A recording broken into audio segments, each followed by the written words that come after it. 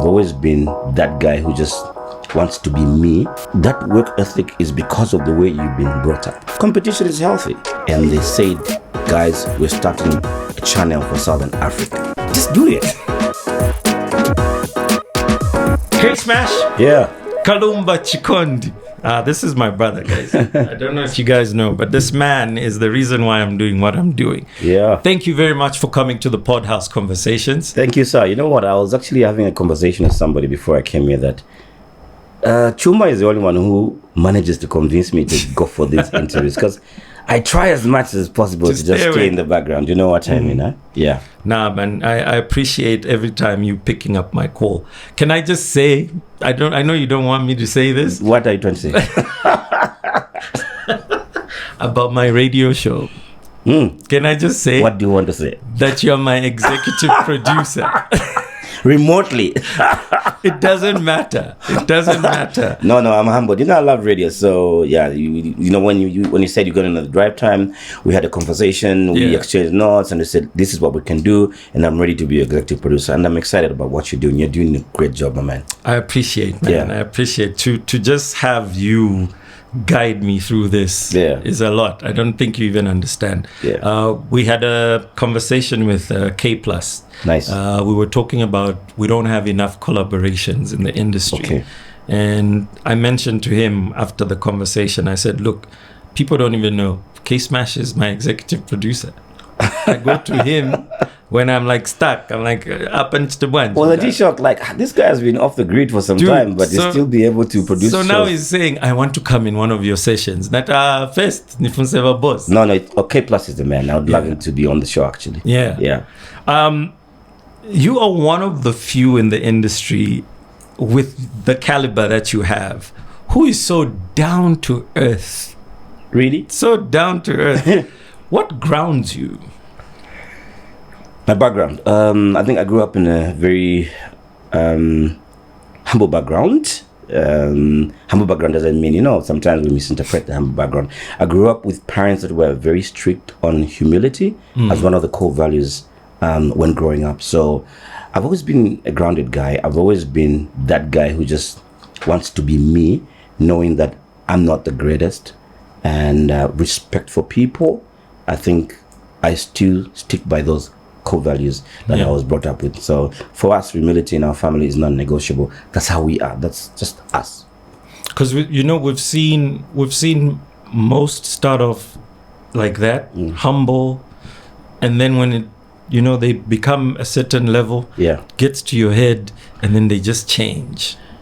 A lot of people fall into the trap of the fame getting into their head, and they start thinking they're more special than everybody else, and I think that's very dangerous. From the time when we were kids, even when we've got cousins and everybody come from the village, you will sleep with them on the same bed, regardless. You get the point.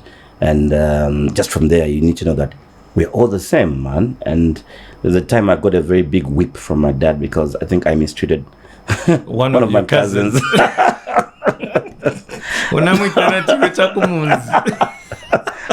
No, I think I slapped him or something. We were young, so he was watching on the window, like, oh, you come here. So I just, it's just important that you raise a kid in the way that you want them to be, and they'll never depart from it. It's biblical and it's real. So instilling good core values in young people, even when they grow up, they realize that this is just the way it is. And I think I'm thankful that I am who I am. Yeah. Are some of those lessons what you're passing on to your kids now? Yes. I'm actually quite a strict guy. A strict father. I'm old school somehow. I don't want my kids to feel so entitled. I still want them to have respect for people, respect for everybody. You know what I mean, regardless of who they are.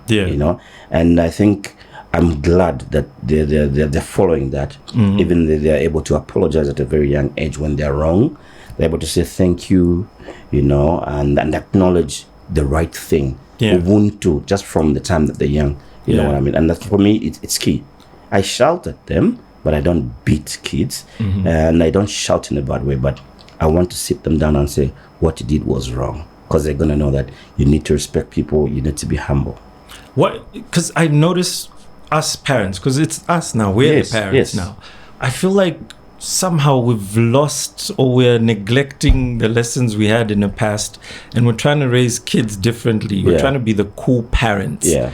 I don't think that's working out very well. You know, we just have to go back to basics, man. That's what I think. Chuma, look, you got a very great work ethic. Not because you're my friend or you're here, but that work ethic is because of the way you've been brought up. Yeah. It is what it is. And you don't feel entitled. You are the guy who wants to work things out on your own. Yeah. For example, even myself, at the age of 19, I was already independent. I was already working on my own on radio. So can you imagine? I've been working from 19 years till now, fending for myself, doing things for myself independently, because somebody had to groom me to make me understand that this life is about working hard. Yeah. Not feeling entitled. That sounds like my dad. Exactly. Mm-hmm. That's why our old school parents all had nicknames. Nicknames, yeah. You know what I'm saying? Yeah. But at the end of the day, look at how they brought us, the strictness. We're not saying we should beat our kids and be harsh to them. We can still show them tough love and be good to them and just guide them and make them realize that, look, I'm not telling you this because I hate you, because this got consequences in the long term. Yeah. Yeah. I'm glad you mentioned 19. That's when you started. Actually, you were 18, right? Yeah, 18 getting into 19. You were the youngest at Phoenix. I was the youngest then. How was that? Young person, first Zambian privately owned radio station, 18-year-old. Wow. It was interesting, right? It was very, very interesting. And you know what? I'm very thankful that I had a proper support system from my other brothers, my sisters, my family generally, and also the guys I found in the industry like Chilu, man. Chilu, I've always given props. You know what I mean? The late Zach, may so rest in peace. And you know, I joined at the time when there were people like Chela Katwishi and all of those guys. They looked at me as the last born of the radio station and used to guide me. We could go for gigs like the late Jack Kamhuza. He's the one who taught me how to play records. We used to play records, vinyls then. Kids, in case you don't know what records are. Oh, vinyls, right? That stuff you download on streaming sites. Yeah. Before they would put it in a big round thing. So I was embraced, I was groomed, and I was trained. There's a man who I owe a lot. He's a man in the background. His name is Da Silva, Emangildo Da Silva. Still alive.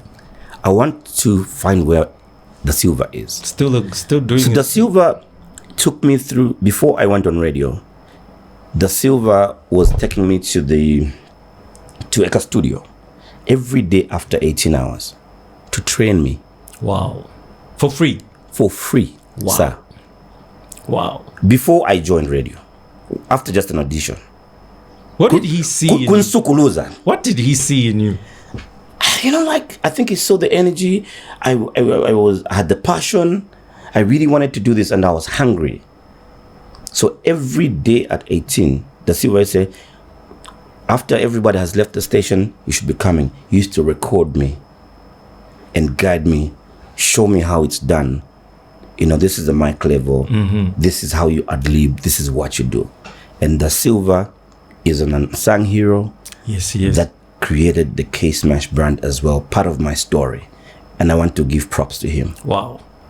Wow. Yeah. Da Silva has built a lot of these radio studios that people know. Yeah. You sit in there enjoying yourself.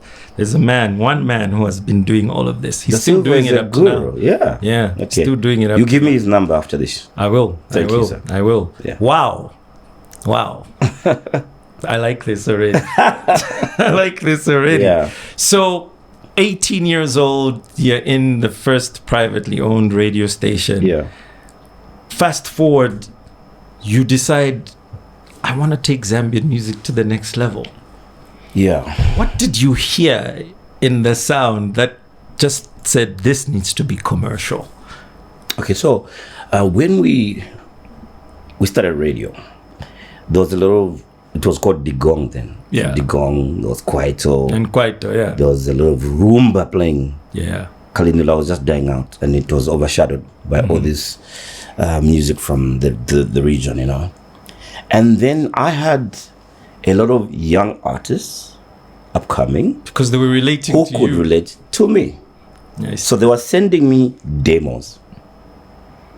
So there was one particular guy from Chingola. Big ups to the Kopala guys. Like they've been doing this for a while, hey? Dude, they've been doing this for a long time. They are able to see opportunities. Wow. So this guy from Chingola sent me a demo tape with jingles. He did jingles for me. You. For free. Using Biggie Small instrumentals. A whole 90s tape. What? Yes, sir. Metal tape. Throughout my jingles just. And then other songs, he was rapping over these Tupac, Biggie, Small instrumentals. Yeah. And I was like, this guy is good. If this guy is this good, there are many others. There's probably there. More, yeah. So I started listening to him. Then one day, I played his music on radio. I started playing it like almost every week. Like it was the only demo I was playing. Yeah. Then others like Sengaganda Crisis started sending their demos. The late George Wangu started sending the demos. You get the point, right? Then I just said, maybe let me have a show. I have 6 demos already. Come on, I can play these demos and just start a show. So Chilo Lemba was our station manager. Then I went to Chilo. I said, Chilo, I'm thinking of doing a so-called hot demo action. I said, okay, what are you going to be doing? I'm going to be playing demos because I'm receiving demos from young people and they need a platform. He was like, that sounds really dope. Go ahead. So on a Wednesday, I did a promo. Starting this Saturday, hot demo action on Phoenix, blah, blah. Send your demo to blah, blah, blah, blah. Make sure it should be clear, metal tape, and blah, blah, blah. Sir, that was a Wednesday. By Saturday, I had 100 demo tapes received. And I had to listen to all of them and choose at least 10 I could play on the first show. And then the guys were writing their phone numbers on the demo tape. So it was easy for me to do a telephone interview with them while his demo is playing. So, and that's how it started. After that, I had 400, I had 300, had a lot of demo tapes. Like, I used to have sacks. Like, Musaka, I come on my demo tape. Damn. Yeah, and you know who used to pre-listen to my demos when I go to college or I'm somewhere else? CQ. He was my housemate. Yeah. CQ would tell me, okay, these are good artists. Go play these 10. Just like that. Then the show gained momentum. I did hot demo action for 2.5 years.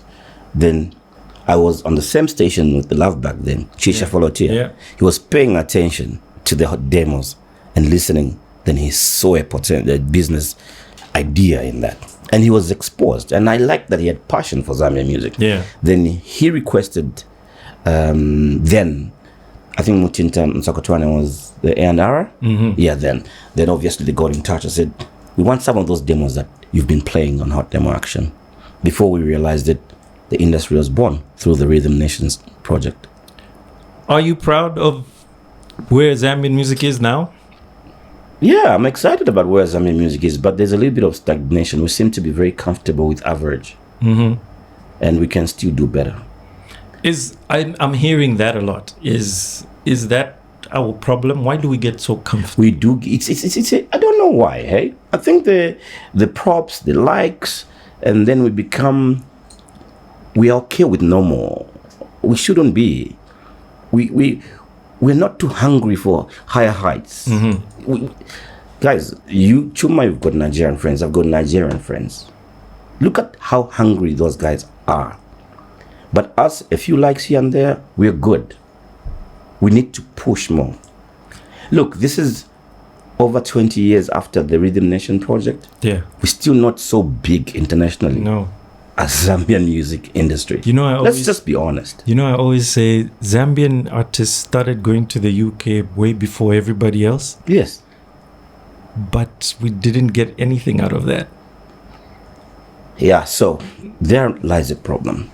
And these are things that we need to be having honest conversation about. Sometimes we're very scared of having honest conversation. Where are we as an industry? What is going wrong? What can we do?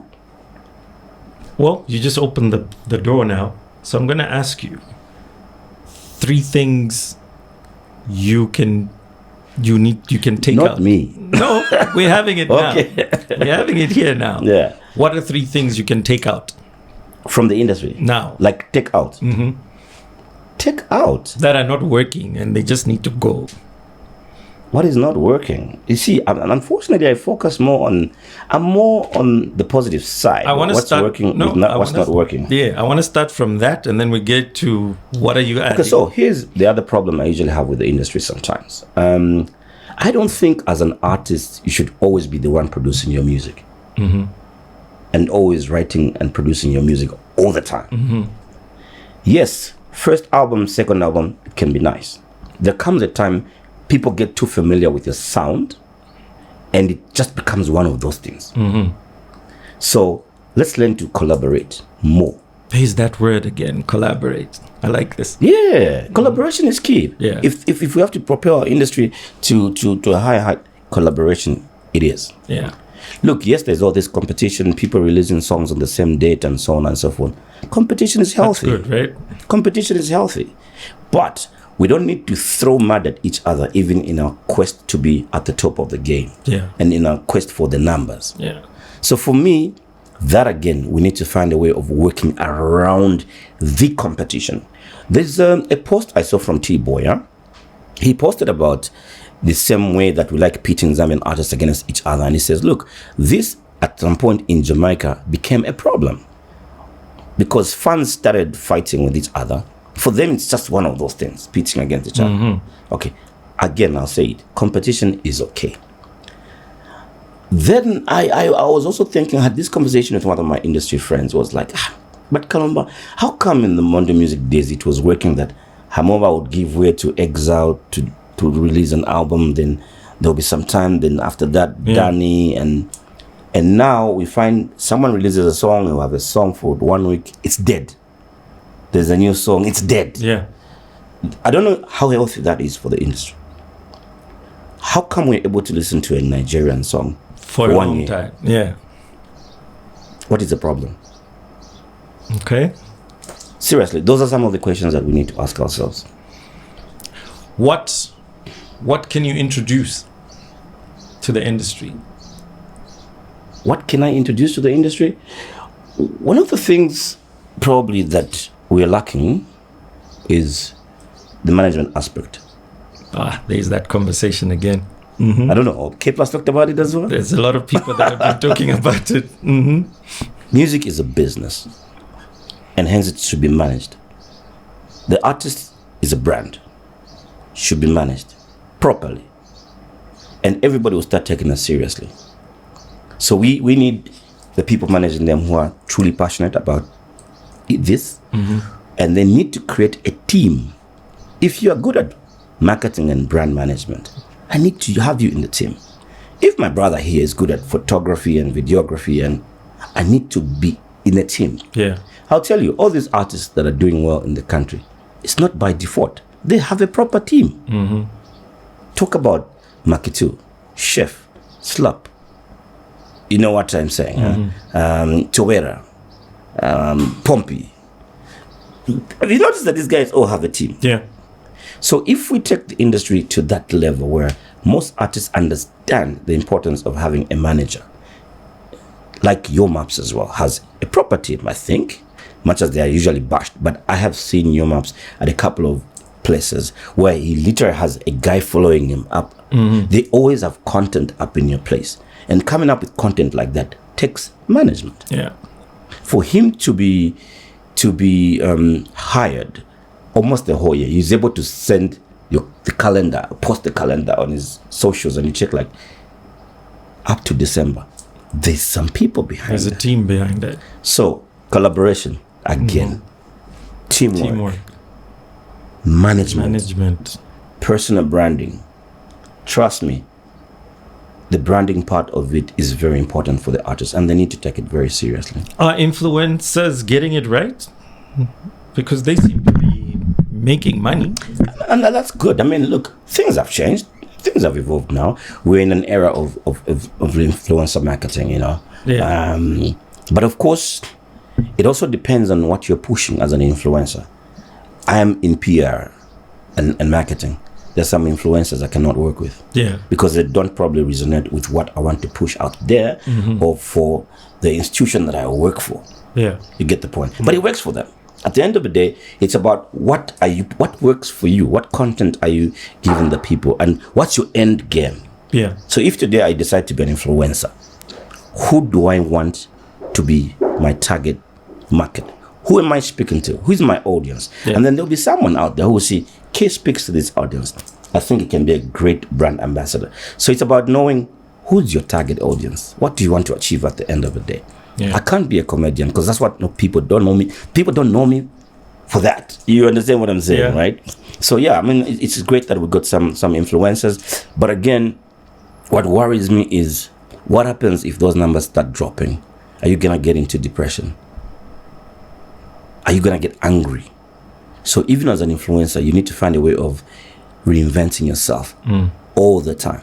Trust me, I've seen some influencers, those numbers have drastically dropped. And I can tell from their posts that they're going through some things. Yeah. Ish, this industry we have, huh? It's tough. So I'm talking to Sensei, I'm talking to Guru. You started with traditional media. Now there's new media, which is online. Absolutely. We just spoke about influencers. Yeah. How much of this is making sense for you? Or are you one of those who's like, it's even Pangira sense. Me, I'm old school. I'm staying away from this. And looking at also your other career, which is PR and marketing. You seem to be using online social media a lot. Yes. But bringing it to traditional radio and TV, because people are saying that is dying. No. Radio can't die. So actually, the mix of new media and traditional media is what is working at the moment. And truth be told, a lot of companies are cutting their budgets for traditional media and going the new media way. To new media. Because it's instant. Yeah. The feedback, the impact is instant. The feedback is you're able to see the numbers. Yeah. You get the point. So you're able to check the performance of your post or whatever it is, the video and whatever. And you're not spending a lot of money. So your spend is not too much. So even us as guys who came from the old school in terms of radio and television, this is a space that we need to be in and not feel shy about it. And for me, I love learning from young people all the time, and I've had the privilege of doing this throughout my media career. I mean, I was hosting a show with Mayenza Jet then at QFM. I was hosting shows with BUGZITO, with Trio. Yeah. They were far much younger than me. I hosted a show with Patience for a very long time on Hot FM, the evening radio. And she's younger than me, but the energy, the ideas, and everything, I appreciated them. So you find that you can't evolve if you're not moving with the times. Yeah. It is here. New media is here. It's time for podcasting. It's time for us to also get into the game, get into the program. So are we doing that in Zambia? Traditional media and new media, are we merging? People have started doing that. Huh? I see that a lot with some radio stations that know what they're doing. You know what I'm saying? Huh? Yeah. Who probably have the management team and the younger team that understand that, look, things have changed. You can't be rigid. Yeah. It is what it is. The only thing that's constant is change. And we have to change. The only thing that is constant is change. Yes, sir. Sensei. Sensei. Now, I like that you mentioned that, because a lot of traditional media is somehow seeming to be resistant to crossover. Yeah. You mentioned podcasts in some of these meetings, and they're like, no, that's childish. We don't do kid things. I'm like, You see, even the corporates that know what time it is have started their own podcast. Yeah. Yeah, that's not what I'm saying. Yeah. So traditional media has to understand that there is a revolution going on. Things have changed, and we just need to be in tandem with what's going on at the moment, and we have to embrace the change. Change is always resisted. Yeah. Trust me, it took me a long time to start using an iPhone. Yeah. You know me, Chuma. And it took me a long time to start driving. Wow. Yeah, that took a while. That took a while. Dude, this man has a car. He still doesn't want to drive it sometimes. I was going to ask you that. What is wrong with the car, Smash? What is wrong? What has the car ever done to you? You know what I'm saying? You're like, what's wrong with you? Why are you going to get a Yango and park cars at home? Why? Why are you doing that to yourself? You still do that. What is wrong with what has the car ever done to you? You know, I always laugh with my friends, like, guys, me, I think I'm supposed to be a minister. I just love being driven. You really don't like Have you noticed most of the times, like, I'm with my friends? Yes. My friends driving my car. That's what you do. Sometimes you get a Yango. I'm like, this man. I don't know, man. I just don't know. I don't understand. I just not into driving. You don't like driving? I'm not into driving. You know, the furthest distance I've driven is Kafiwe. Wow. I can't drive to Ndola. Dude, I was actually expecting you to be dropped off when you were coming. I thought so. Yeah, but I was expecting you know, when I just said, I know he's not expecting me to go with the car, but I'll shock him. I'll go drive. No, I was shocked. I want to talk about something you're really passionate about. Yeah. It's the industry as a whole. Yeah. These are conversations you and I continue having in the background. Yeah. But maybe on a platform like this, it's PodHouse conversations. So yes. Where are we now? And where are we going? Is there a direction, or are we just stuck? Whew, Chuma. You want me to be quoted again. And every time I come on your shows, I am quoted. Sensei. Which industry? The music industry or media? Entertainment as a whole. Industry. So I like to combine the two. Yeah. The entertainment industry. Yeah. I'll tell you. About 10 years ago, I said the future of the industry will be film in Zambia. And I was right. They will quote that. Mm-hmm. Yeah, I said it. Mm-hmm. I just said the future of entertainment in this country is going to be film. Trust me. When I was privileged to work for MultiChoice Zambia, and they said, guys, we're starting a channel for Southern Africa, Zambezi Magic, I was very excited. And look what we see now. Mm-hmm. The Zambian film is gaining a lot of awards. Mm-hmm. Almost every year been nominated. Yeah. There's something they're doing right. Music, we are there. But we can do more. Trust me, we still can do more. I still believe, trust me, I still believe that one day a Zambian artist is going to win a BET award. It's possible. Very much. Look, I remember when I was hosting People's Choice, I said a Zambian artist is going to win a Chanelo Music Award one day. Yeah. Zone Fam did it. Mm-hmm. At the time I was doing People's Choice, I was excited and they came through. So I think what we need is just to be more aggressive, to push more, to do proper content. Chuma, you've been in TV, you understand these things, and I've also been able to interact with people. Like I asked them, why don't we have a lot of Zambian videos on this platform? Why? And they'll tell you, my guy, sometimes it's also about the quality. Mm-hmm. But when you say this to an artist, he will be upset with you because you think you're a hater.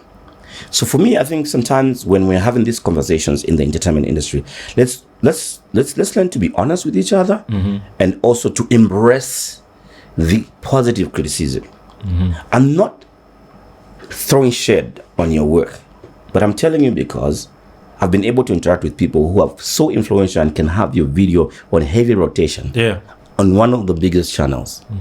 But because you think I'm good, you get the point. I'm okay. So sometimes let's take time and do a little bit of research. I think it's important, eh? I always say we need to research what is it that's working and what is not working. Yeah. I always say we need to stop making music and content for your neighborhood. I agree with you. The space is big enough. Totally. It's that we're done making content for the neighborhood. Yes. Now let's make content for the world. Exactly. And the world is also about creating a sound that will resonate with the international audience. Yeah. Yeah. So we need to start pushing good sound as well. And obviously, this is maybe a debate for another day. Do we really have an identity in terms of sound as Zambian music industry? Do we? Chuma? I always go back to, before we get to that, let's have an industry first. Do we have an industry? And when you talk like that, they think you're hating, right?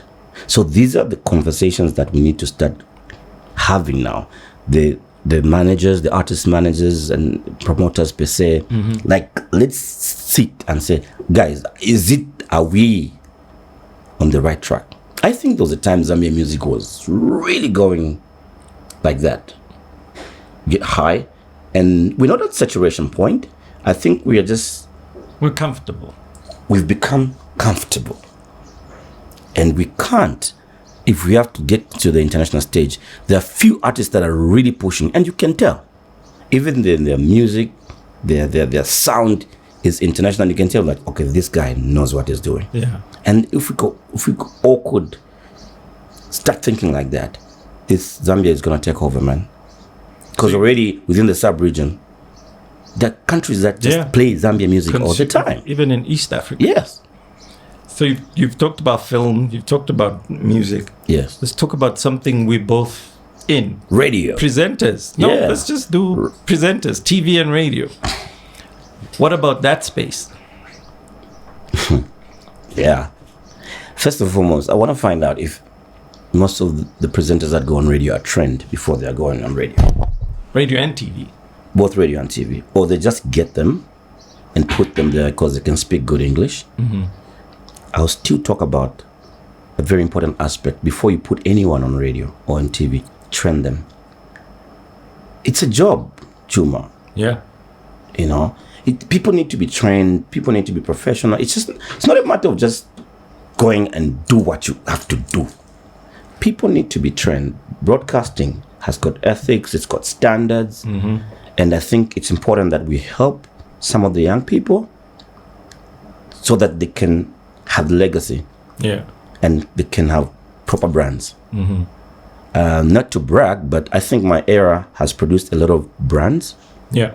Then came the era of you guys, 3U, LBC. We are your products. Yeah. So, Hope and Chi. You understand what I'm saying? Huh? Yes. Then now we have the Chimuekas and everyone else and everybody. But those days, we could have a lot of brands. And now, I think we've got few people that are, I can call brands on radio. And no offense. Yeah. And what they need is probably more training and more mentorship. Yeah. Trust me, you cannot be a brand if you don't have a mentor. We all need mentors. Even in my corporate space, I've got mentors. Even in the media industry, I still have people I look up to. And they'll guide you to be a better brand. So to the younger people out there who are listening, and you're on radio, and probably you're struggling to be this brand and monetize your brand, you need a mentor. You need a mentor. You need to move from being just a mere presenter to being a brand. And when you become a brand, you're going to monetize your brand. You will be making money from the radio station. You won't even look at the salary of a radio station from the state. You won't even be bitter. Because I've seen a lot of young people jumping from one station to another all the time. And I ask them, what are you looking for? So I'll sit them down and said, I don't know if you're going to find a station that's going to pay you 20,000 per month. So just find a way of working very hard and be that brand that other corporates now will start want to work with. Yeah. And you'll be making 50 pin per month from gigs, endorsements, and others.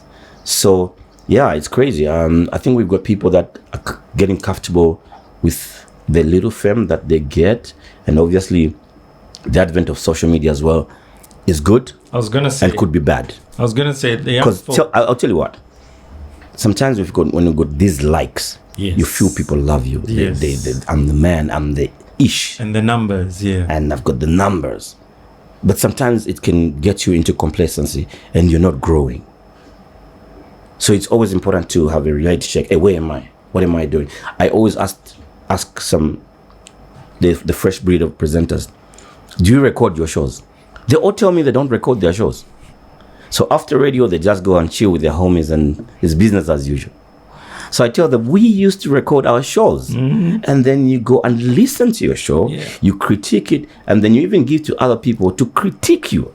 Not that they're going to, to mess up with your esteem. It's they're helping you. Yeah. I'm going to say this. So the radio space also needs a mix of the legends and the new. To guide us. It's very important to have a mix. Yeah. You can't have a station with just new people. I think the radio owners as well need to strike a balance so that the younger generation could be helped and guided.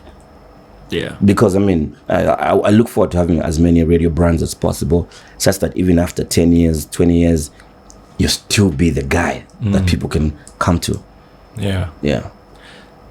Something that's really linked to us presenters, and that's why I started with the presenters, is depression. Yeah. Especially here in Z. Yes.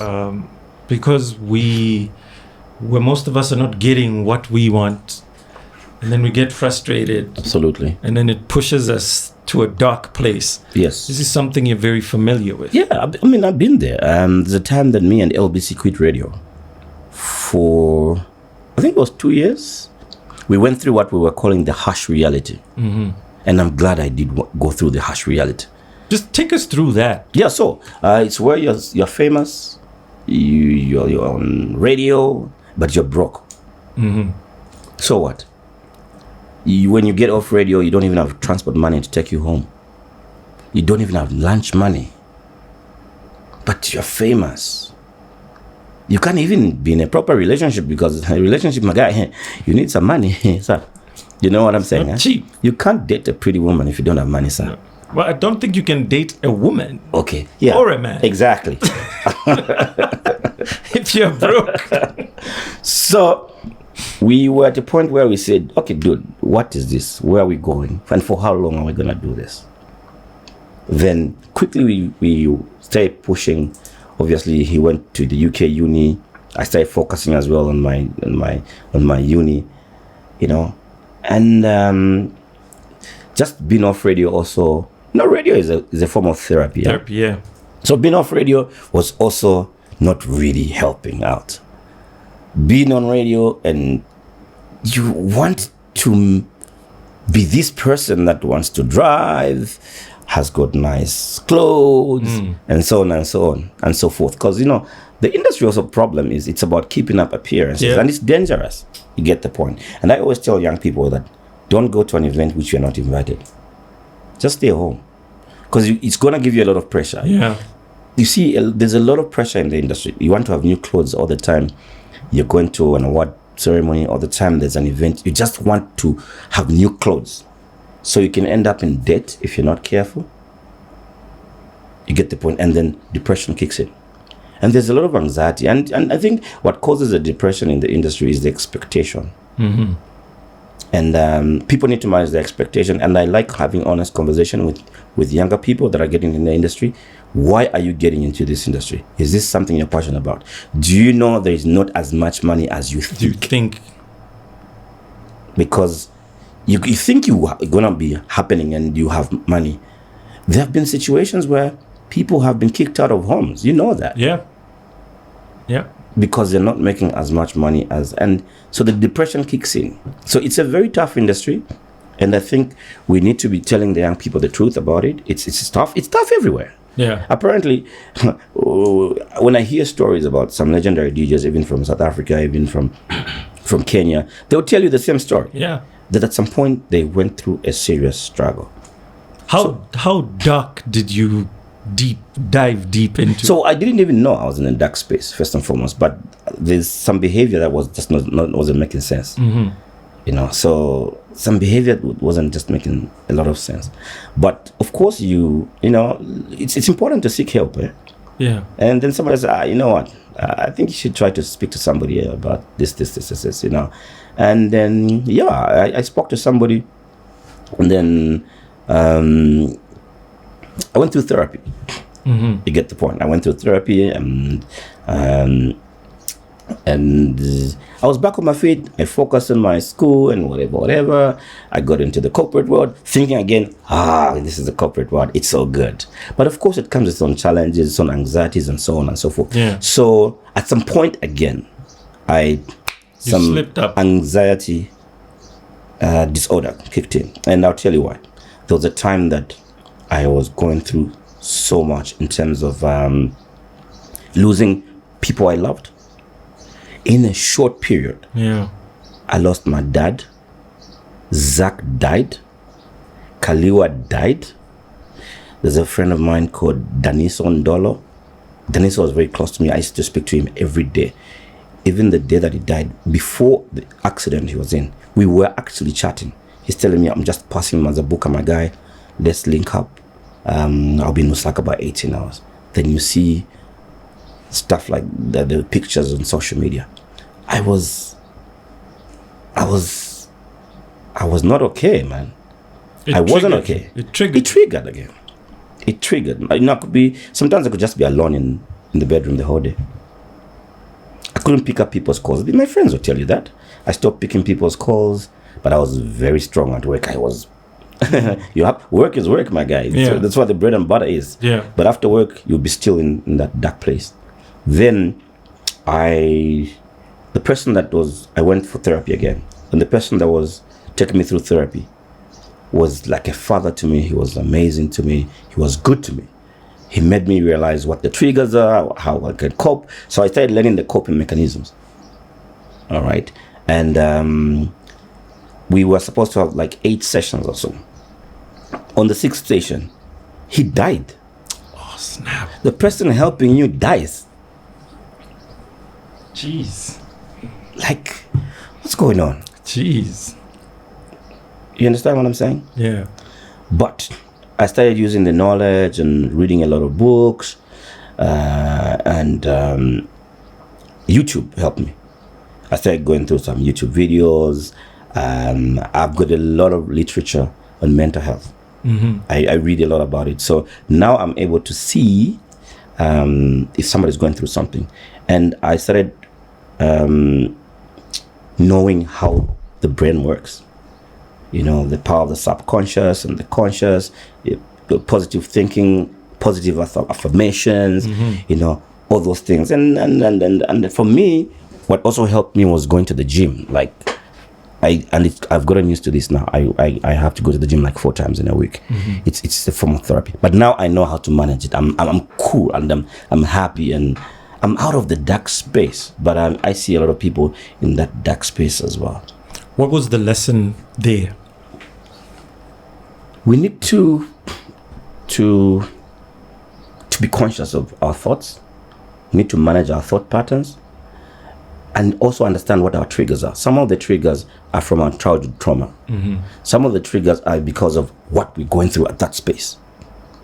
You know, so self-awareness is very important. You know that now I'm at a point in life where I ask myself, why am I feeling what I'm feeling? And how should I get out of why I'm feeling like this? Then quickly, I snap out of it. Yeah. But sometimes we let it prolong. And I'll tell you what, alcohol is not a solution. Never.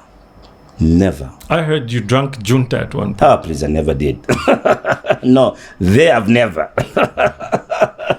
That one, there is no. You didn't think that? No ways. No. Look, when you have got when you've got kids and you've got a job that's that's, for lack of a better term, is sensitive. Mm-hmm. There's just some things you can't overdo. You know what I mean? You manage yourself. Yeah. Even in the dark space, you still manage yourself.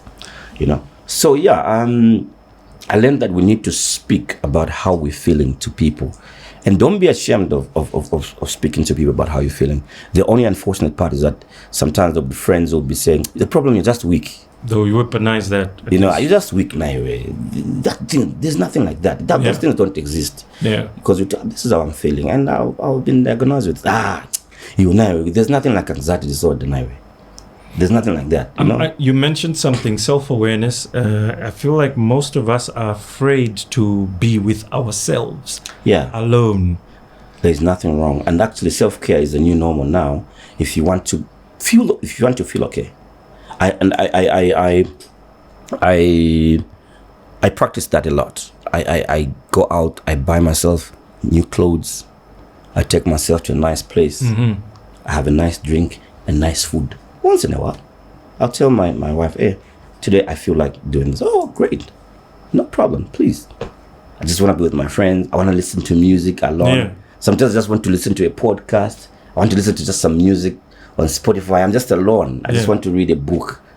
There's nothing wrong. And we need to be aware of how we're feeling, because it can affect your relationships with people around you. It can also affect your work. Yeah. If you're not careful, it can actually affect your health and your livelihood.